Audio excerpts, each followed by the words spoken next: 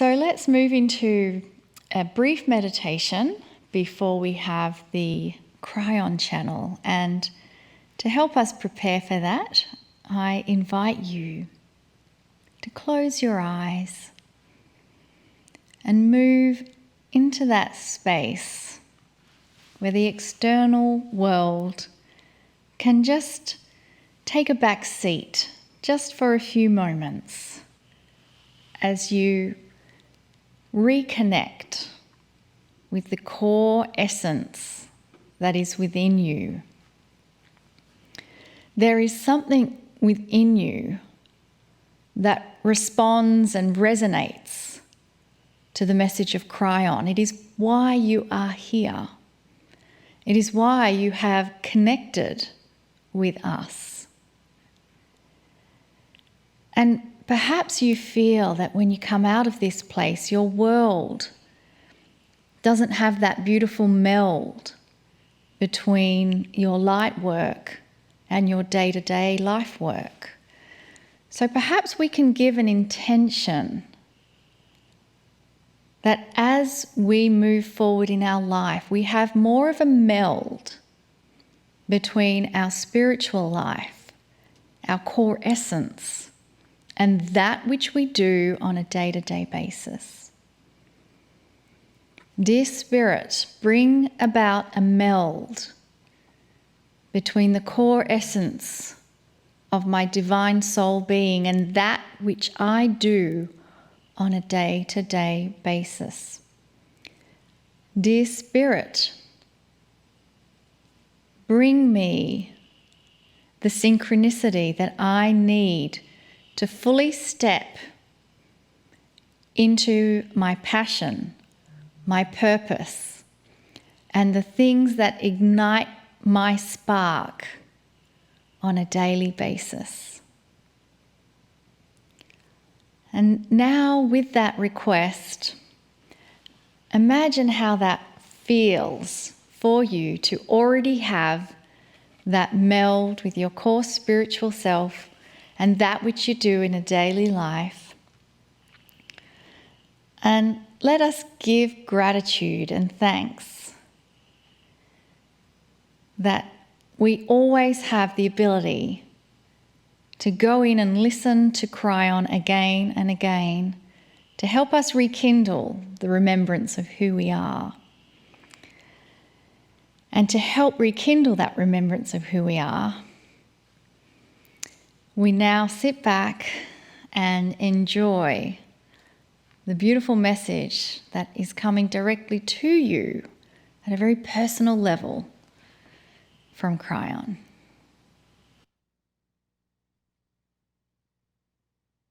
Greetings, dear ones. I am Kryon of Magnetic Service. So much is happening, dear ones, with you.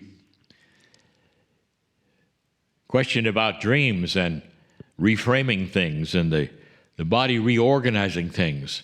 It is indeed true, and I will add this to that in this new energy, dear ones, Spirit knows you, knows what you're about. Spirit cooperates in so many ways to help you. Dreams is one of those ways. If you haven't noticed, dreams seem multidimensional. And what I mean by that is they're never linear. You're in places that you used to be, meeting people that shouldn't have been there or who have even passed. So the dreams mean something else. Sometimes they distract you while you work on other things, and sometimes they're a direct relationship to what you're learning as a light worker. How many of you have dreams in color, or perhaps that you're flying? These are dreams, dear ones, that show you, indeed, you're on the right track. Perhaps you have wished you would have dreams like that. Let me tell you, before you go to sleep, give intent for the dreams that you wish to have and see what happens. For those of you who have dreams that you don't like, you can control that as well. Dear Spirit, you might say before you go to sleep, let the dreams this time, tonight, enhance my magnificence. Let me awaken refreshed and smile at the lovely things that I've had presented during the night. You are so in control of the things that you might not think you're in control of. None of you are a slave to bad dreams. You can control them completely, totally. Like all of the other things that we've been telling you, you're in charge of. This is channel number 4 of 4. The title of Things Hidden in Plain Sight. And we've given you 3 other things that are hidden in plain sight, and some of you know those things, but perhaps we're not aware of the profundity of how you can do it or how you can use them. I've saved until last perhaps the most practical one. It's not esoteric. Some of you will say it is, because you're not understanding perhaps how it might be used. But truly, it is not esoteric. It has to do with you doing something that no organization that is spiritual on this planet has ever told you you could do. And it's this one. You, as you sit there, as you live from day to day, can control your own reality. This always gets us in trouble when we speak of this, because there are those who look askance and say, look, chance is chance. If I step off the curb and a truck is coming, that's chance. Now, how do you steer around the things like that? How do you create a reality which will not have you step in front of a truck by chance? This is where it gets good. Let me present something to you. If you do not have any consciousness toward your path, in other words, if you simply let chance happen, and it will, just like you said, imagine that there is a path before you that is filled with potholes, and you'll step in a number of them, and that's called chance. Now think for a moment that you give consciousness toward your path. And when you do, dear ones, you're presented with a path that either has no potholes or you get to steer around them through timing and synchronicity. You won't be at that junction where the truck comes along because you have asked not to be. That is how it works. You connect with the field, where the field has the potential of absolutely all consciousness and things that may or may not happen.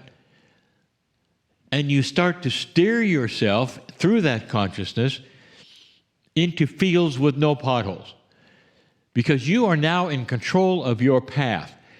Dear ones, I am telling you that you have the ability not to have a chance, random kind of future.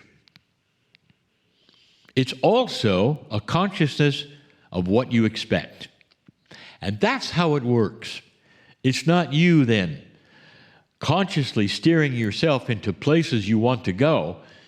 It's you with your intent and your affirmations for your life.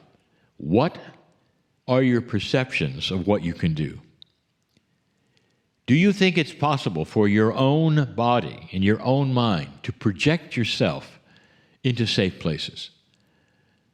For you to give intent for greater things than you have, or to be in the right place at the time that you need to be? What do you think of this when you would say, Dear Spirit, tomorrow, let me meet the people I should meet appropriately. Steer me in to the correct places. I'll be aware with my intuition of those places. Bring me this or something better. And that's the prayer. And it's simple. But if you do it every day and you do it often enough, you're going to see you get to control chance. And you won't be in front of the truck. In fact, you will meet the people you need to meet in order to go to the next level that you have then projected for yourself. I wouldn't tell you this if it were not then being able to be measured by others, seen by others. And so many old souls and light workers are participating in this. Your intent and your verbalization for what you want is the key. We have said before so many times that you are in charge of this, which is your reality, through your verbalization and what you expect next. It also goes to explain the opposite. How many times have we told you this? You are not a victim of this planet. There are those, and I hope some of them are watching, who feel they are. And so I will say, if you feel you're a victim of this planet because bad things continue to happen over and over, let me ask you, what do you expect next? The answer is often more of the same. If you analyze your thoughts, your verbalizations, dear one, who feel you're a victim, you will find yourself telling others how bad things are. You'll find yourself verbalizing your fears. I hope this doesn't happen, you'll say. And yet by the verbalization of then stating it, you put it out there for it to happen. You are controlling your own life, and you're steering yourself into trouble. It's almost like, indeed, I've said it before, it's almost like you're in a restaurant ordering on a menu, and you've ordered things that will create that which makes you think you're a victim. The worst things you can imagine come out of your lips, and you're not even aware of it. If you change your intent and start to expect good things, even things you've never seen before, you start to change that reality. This is the way of it. This is a tool of the human being through consciousness, which has always been there. Some will even call it a law, the law of attraction, that as you put things out, they attract to you. As you then put out on that menu the things that you are expecting to have happen, the good things, the synchronistic things, the things that others say are impossible, and then they start happening to you, you know it works. My partner has seen it in his own life. There are others who teach it. It is so real to so many, including my partner, that he designs his life through the expectations of things that have not arrived. And when they do, he smiles and know it works. And he's not alone. There are so many who start to understand the process of consciousness, intent, to be in the right place, to meet the right people.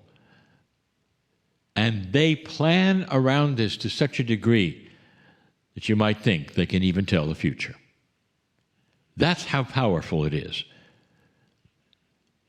I would like to involve all of you in this kind of projection. And perhaps right now with me, you might take a moment to use this gift together and follow this lead. Dear Spirit, I understand this gift. Dear Spirit, I am not a victim of chance. Dear Spirit, my magnificence can help create a reality for myself that is healthy, steered into the correct place, not by chance. Dear Spirit, I intend the best for myself. Dear Spirit, let me be in the right place at the right time. Dear Spirit, I wish to take my magnificence and push it to the future and see the solution to all the things today that are inappropriate in my life. Dear Spirit, this is my legacy. I am aware of the new energy, and I claim it for myself, knowing that light will shine upon me. It's the light of my own soul. It's the light that I came with. It's the light that will change everything from now on. And if you want to put an amen at the end of that, go ahead. That's traditional. Indeed, it's an affirmation, a prayer, and it'll change your reality. These things are real, dear ones, proven over and over, some even measurable. Things that are hidden in plain sight. You can change your life with these things all by yourself. I'm in Kryon.